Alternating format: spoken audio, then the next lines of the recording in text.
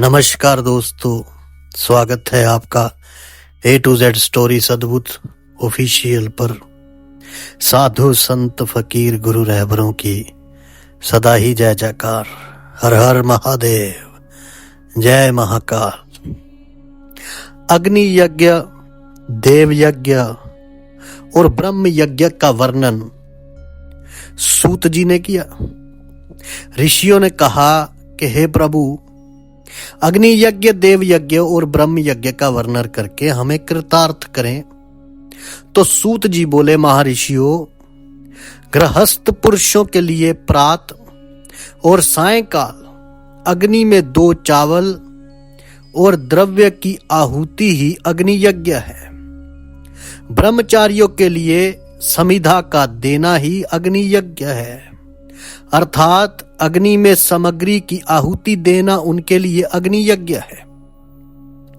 द्विजों का जब तक विवाह ना हो जाए, उनके लिए अग्नि में समिधा की आहुति, व्रत तथा जाप करना ही अग्नि यज्ञ है। द्विजों, जिसने अग्नि को विसर्जित कर उसे अपनी आत्मा में स्थापित कर लिया है, ऐसे वानप्रस्थियों और सन्यासियों के लिए यही अग्नि यज्ञ है कि वे समय पर हितकर और पवित्र अन्न का भोजन कर लें।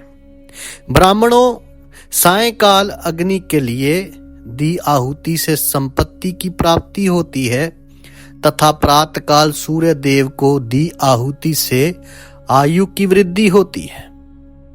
दिन में अग्निदेव सूर्य में ही प्रविष्ट हो जाते हैं। अंत प्रात काल सूर्य को दी आहुति अग्नि यज्ञ के समान होती है। इंद्र आदि जो समस्त देवता हैं, उन सबको प्राप्त करने के उद्देश्य से जो आहुति अग्नि में दी जाती है, उसे देव यज्ञ कहा जाता है। लौकिक अग्नि में प्रतिष्ठित जो संस्कार निमित्तिक हवन कर्म है, वे देव यज्ञ है। देवताओं को प्रसन्न करने के लिए नियम से जो विधि पूर्वक किया गया यज्ञ है, वे ही देव यज्ञ है। तो वेदों के नित्य अध्ययन और स्वाध्याय को ब्रह्म यज्ञ कहते हैं। मनुष्य को देवताओं की तृप्ति के लिए प्रतिदिन ब्रह्म यज्ञ करना चाहिए। प्रातःकाल और सायंकाल को ही इसे किया जा सकता है। अग्नि के बिना देव यज्ञ कैसे होता है, इसे श्रद्धा और आदर से सुनिए। सृष्टि के आरंभ में सर्वज्ञ और सर्व सामर्थ महादेव शिव जी महाराज ने समस्त लोगों के उपकार के लिए वारों की कल्पना की। भगवान शिव संसार रूपी रोग को दूर करने के लिए वैद्य हैं, सबके ज्ञाता तथा समस्त औषधियों के औषध हैं। भगवान शिव जी महाराज ने सबसे पहले अपने वार की रचना की, जो आरोग्य प्रदान करने वाला है, और तत्पश्चात अपनी माया शक्ति का वार बनाया, जो संपत्ति प्रदान करने वाला है। जन्म काल में दुर्गति ग्रस्त बालक की रक्षा के लिए कुमार के वार की कल्पना की।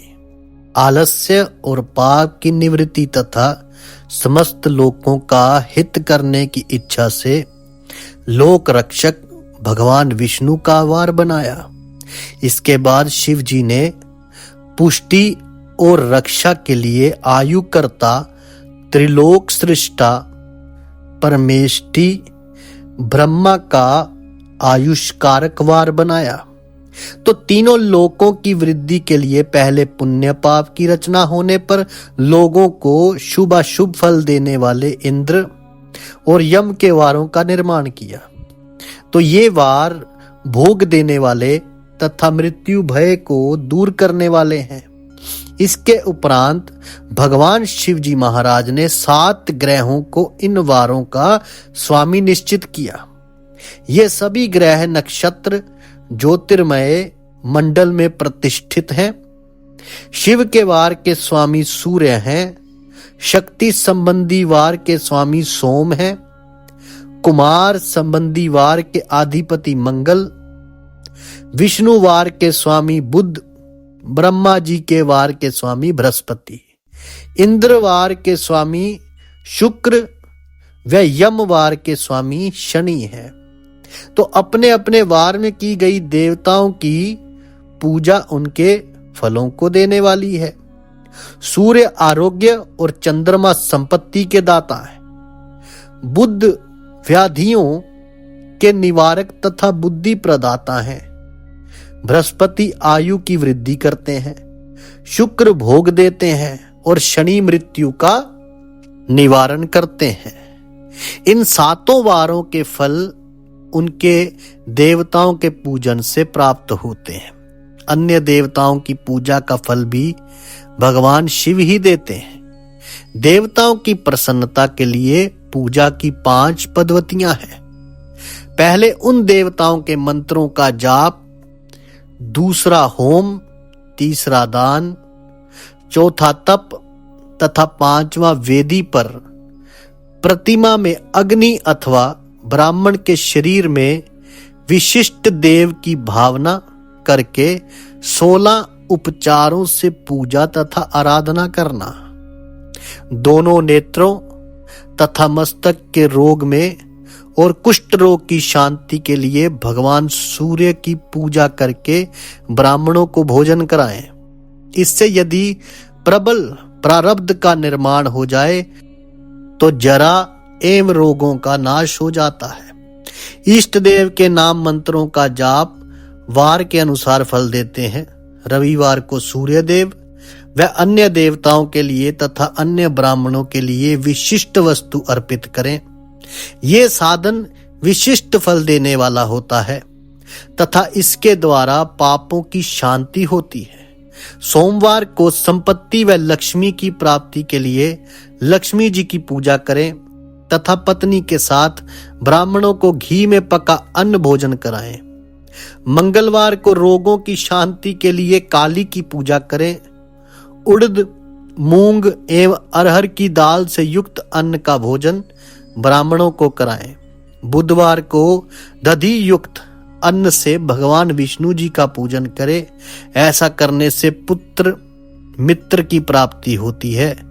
जो दीर्घायु होने की इच्छा रखते हैं वे बृहस्पतिवार को देवताओं का वस्त्र, यज्ञोपवीत तथा घी मिश्रित खीर से पूजन करें। भोगों की प्राप्ति के लिए शुक्रवार को एकाग्रचित्त होकर देवताओं का पूजन करें और ब्राह्मणों की तृप्ति के लिए षड्रस युक्त अन्न दें। स्त्रियों की प्रसन्नता के लिए सुंदर वस्त्र का विधान करें। शनिवार अपमृत्यु का निवारण करने वाला है। इस दिन रुद्र की पूजा करें। तिल के होम व दान से देवताओं को संतुष्ट करके ब्राह्मणों के तिल मिश्रित भोजन करवाएं।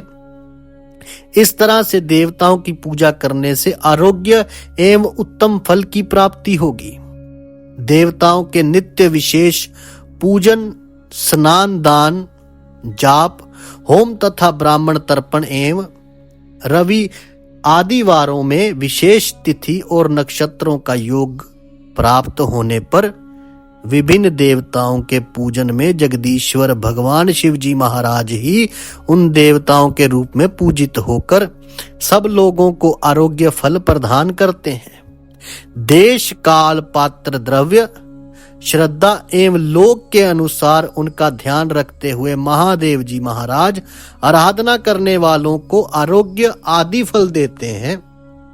तो मंगल कार्यों के आरंभ में और अशुभ कार्यों के अंत में तथा जन्म नक्षत्रों के आने पर गृहस्थ पुरुष अपने घर में आरोग्य की समृद्धि के लिए सूर्य ग्रह का पूजन करे।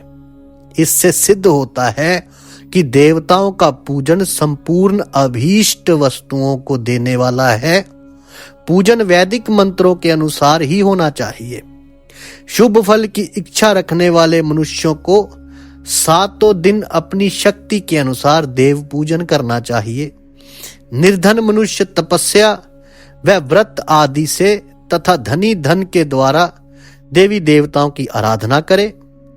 जो मनुष्य श्रद्धा पूर्वक इस तरह के धर्म का अनुष्ठान करता है वे पुण्य लोक में अनेक प्रकार के फल भोग कर पुनर् इस पृथ्वी पर जन्म ग्रहण करता है। तो धनवान पुरुष जो है वो सदा भोग सिद्धि के लिए मार्ग में वृक्ष लगाकर लोगों के लिए छाया की व्यवस्था करते हैं और उनके लिए कुएं बावली बनवाकर पानी की व्यवस्था करते हैं। वेद शास्त्रों की प्रतिष्ठा के लिए पाठशाला का निर्माण या अन्य किसी भी प्रकार से धर्म का संग्रह करते हैं और स्वर्गलोक को प्राप्त होते हैं।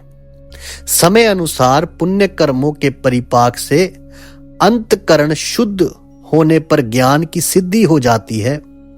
द्विजों, इस अध्याय को जो सुनता पढ़ता अथवा सुनने की व्यवस्था करता है उसे देव यज्ञ का ही फल प्राप्त होता है। हर हर महादेव, जय महाकाल। साधु संत फकीर गुरु रहबरों की सदा ही जय जयकार। जल्दी मिलते हैं एक नई वीडियो के साथ। तब तक के लिए आप सबका धन्यवाद। आप सबके भीतर बसे उस परमात्मा को मेरा प्रणाम। हड़क निरंजन।